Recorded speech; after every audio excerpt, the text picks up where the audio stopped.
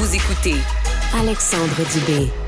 La Centrale des syndicats du Québec cesse les achats publicitaires sur les plateformes du groupe Meta, donc sur Facebook, sur Instagram. C'est un geste de solidarité envers les médias du Québec qui sont victimes, on le sait, du boycott de l'information par les géants du web qui refusent de payer leur juste part pour le partage du contenu journalistique. On en parle avec Éric Gingras, qui est président de la CSQ. Bonjour, M. Gingras. Bonjour, M. Dubé. Alors, qu'est-ce qui motive votre action? Bon, écoutez, je pense que c'est dans l'air du temps un peu, là. Puis on le voit, hein, de plus en plus, c'est difficile de transmettre de l'information sur les plateformes du groupe Meta. Donc, puis en même temps, c'est un défi parce que souvent, depuis maintenant plusieurs années, c'est une façon de rejoindre notre personnel, là, les gens qu'on représente, nos membres et la population. Mais quand même, on pense que si on veut être en mesure d'avancer, garder la démocratie dans l'effort journalistique, ben, je pense qu'il faut mettre l'épaule à la roue. C'est une façon à la centrale de le faire en prenant cette décision-là. Pour nous donner une idée, là, une échelle de grandeur, mettiez-vous beaucoup quand même d'argent là-dessus? Ah oui, écoutez, c'est plusieurs dizaines de milliers de dollars. C'est vrai pour la CSQ, puis c'est vrai pour tous les affiliés, parce que faut pas oublier, là, lorsqu'on est un affilié, là, puis là, quand je parle d'affiliés, c'est les syndicats locaux là, qui représentent catégorie de personnel dans une région au Québec. Avec 100 dollars d'achat sur Facebook, ils font du chemin avec ça pour rejoindre, pour faire parler d'une situation. Donc, mais à coût de 100 dollars qui s'accumulent, ça monte rapidement. Maintenant, il va falloir changer nos façons de faire. Il va falloir faire appel à des plateformes québécoises, à des éditeurs québécois. Mais je pense qu'on est capable de le faire. Puis c'est un peu ce message-là. Vous savez, être une centrale, c'est aussi ça. C'est aussi être un acteur social, participer justement à ces efforts-là.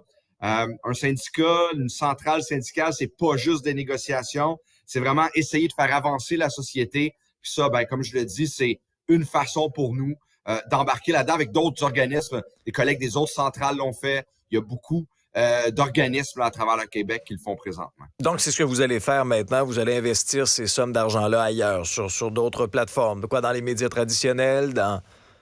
Effectivement, médias traditionnels. C'est sûr que ce qu'on surveille, ce qu'on va surveiller, c'est Google, hein, Alphabet, là.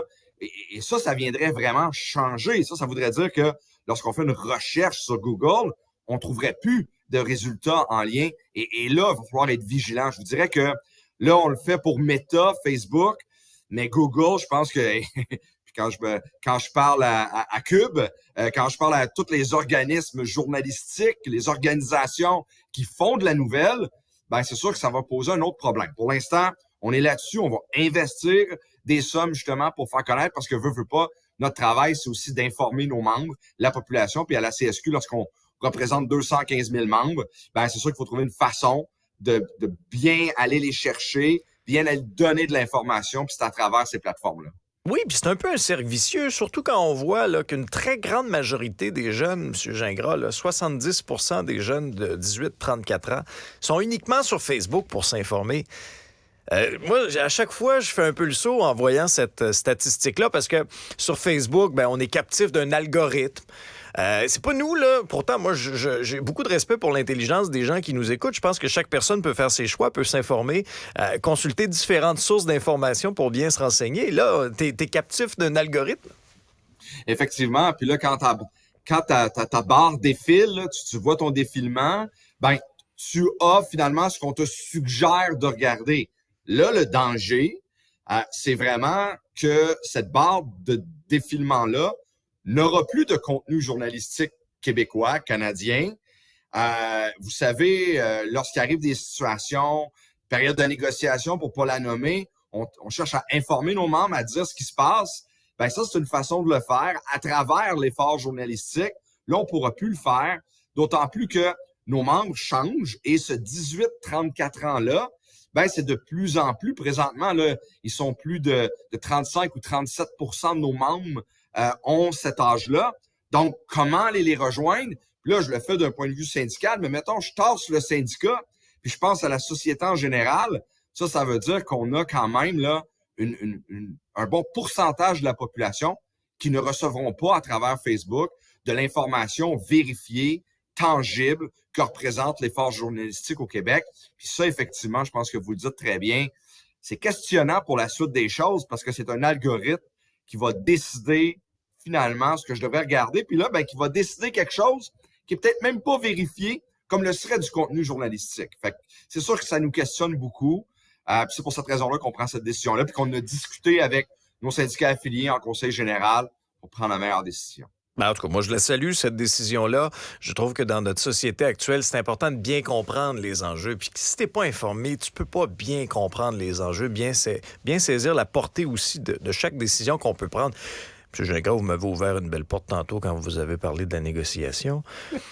Ça avance un petit peu depuis le fameux vote de 95 %. C'était fort. Je veux dire, c'est un message clair envoyé au gouvernement. As-tu bougé? Écoutez, on avait quand même dit qu'on prendrait les 2 semaines. Là, puis là, je veux pas faire une grande discussion de sémantique. Hein? Le président du Conseil du Trésor s'était donné jusqu'au 15. Elle a procédé à son fameux élagage.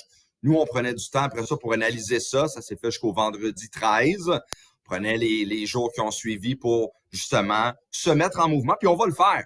Bon, certains diront, la présidente du Conseil du Trésor sur certaines plateformes dit que c'est parce que nos organisations sont lourdes. Nous, on dit que c'est parce qu'elles sont démocratiques.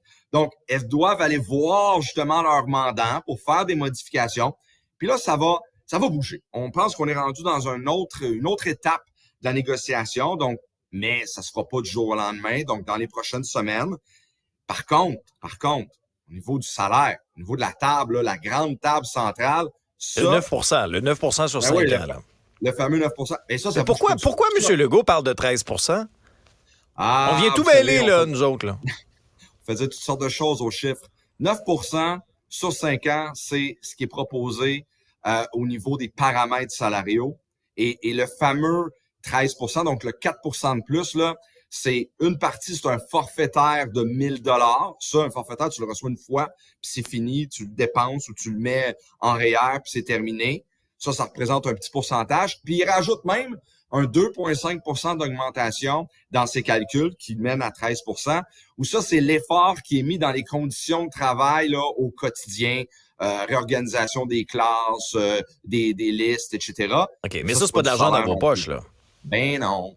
Mais bon, écoutez, ça fait gonfler le chiffre, fait que ça fait peur, ou ça essaie de passer un message. C'est de la bonne relation publique, mais c'est vraiment là, un 9 % sur 5 ans. Puis ça, à cette table-là, on fait du temps présentement.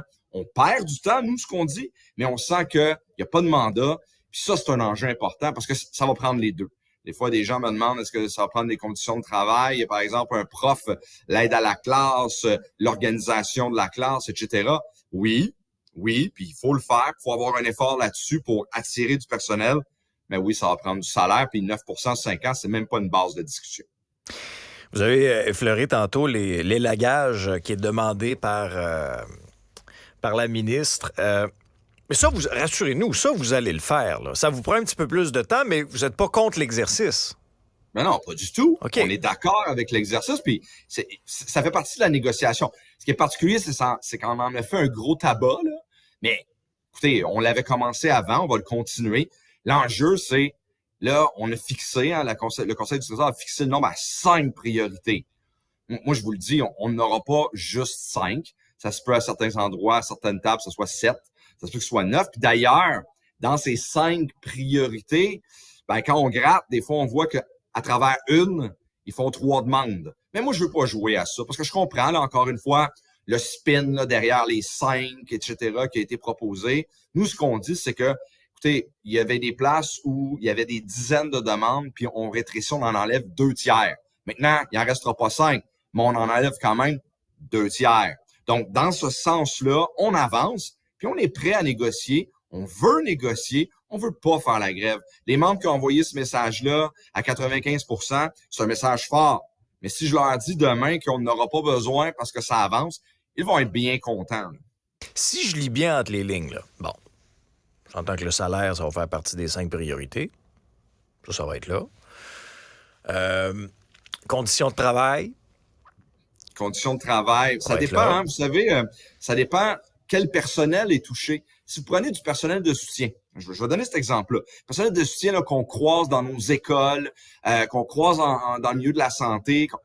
Bon, eux, des éducatrices, des éducateurs, des techniciennes, des techniciens, là, présentement, 80% de ces catégories d'emploi-là sont à statut précaire.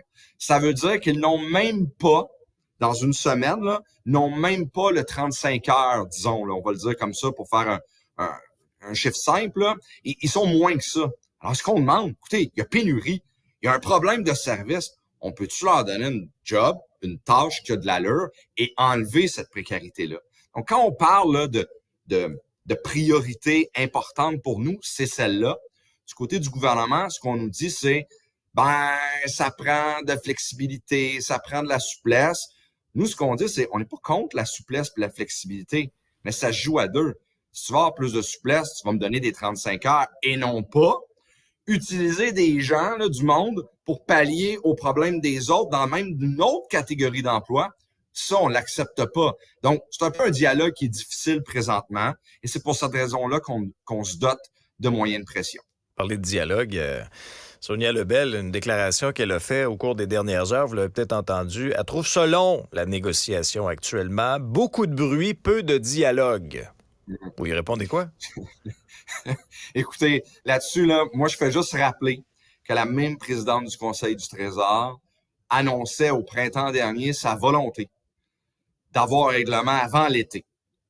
Et à ce moment-là, on peinait à avoir des dates. On proposait presque 5 jours semaine des dates possibles et les négociateurs patronaux nous répondaient qu'ils n'étaient pas disponibles.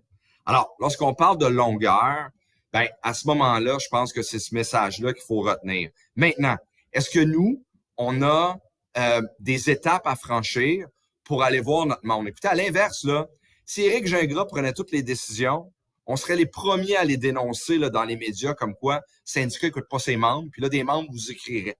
On fait notre travail, on va voir notre monde, comme on le fait pour le mandat de grève, comme on le fait pour les premiers dépôts qu'on a fait là, avec nos demandes syndicales.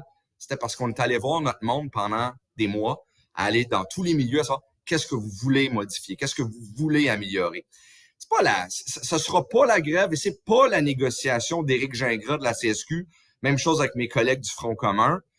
C'est pas notre, c'est celle des travailleuses et travailleurs. Là. Quand vous croisez Mme Nathalie dans sa classe, là, qui a votre enfant là, en début de journée, c'est elle qui a voté pour la grève. C'est cette éducatrice-là qui prend soin de l'enfant ou etc., les infirmières en santé, c'est tout ce monde-là. Là. Je comprends, mais maintenant, là, pour les autres, là, pour les citoyens de la société qui sont un peu en attente de la suite, M. Legault a parlé d'une grève le 31 octobre. Est-ce que c'est ce qui est dans les cartons? C'est quoi votre échéancier? C'est quoi le... Il y a deux choses là-dessus. Premièrement, le 31 octobre, là, on devait trop parler du Front commun cette journée-là, puis on a essayé d'envoyer un ballon, là. C'était jamais dans les cartons de notre côté le 31 octobre, puis d'autant plus que pas de grève d'Halloween. Ouais, non, on voulait pas, c'était pas. Puis on sait que c'est une date importante pour les enfants, pour les familles, etc. Donc, on voulait pas jouer là-dedans. Maintenant, pour la suite des choses, moi, je l'ai dit, les prochaines semaines sont déterminantes. Et je le disais la semaine dernière, parce qu'on va analyser ce qui a été fait aux tables. Je rappelle qu'il y a toujours rien qui bouge au niveau des salaires. Faut jamais l'oublier, parce que là, on parle beaucoup d'élagage. Sur certaines catégories, dans différentes catégories d'emploi, sur certains genres, enjeux et priorités. Au niveau du salaire, ça bouge pas. Donc, nous, ce qu'on va regarder, qu'est-ce qui va se passer, et au fur et à mesure, on va analyser la conjoncture, on va analyser ce qui se passe, puis après ça, on fera des annonces en temps et lieu pour ce qui est d'un premier ou d'un prochain mouvement de grève. OK. On peut se préparer début novembre. On jase. Là. Le mois de novembre sera un moment important pour la négociation au Québec. Je vais le dire comme ça, M. Dubé. Parfait. Toujours aimé votre franc-parler. Merci beaucoup, M. Gingras. Vous reviendrez faire un tour à notre épisode. Fait plaisir. Merci de l'invitation.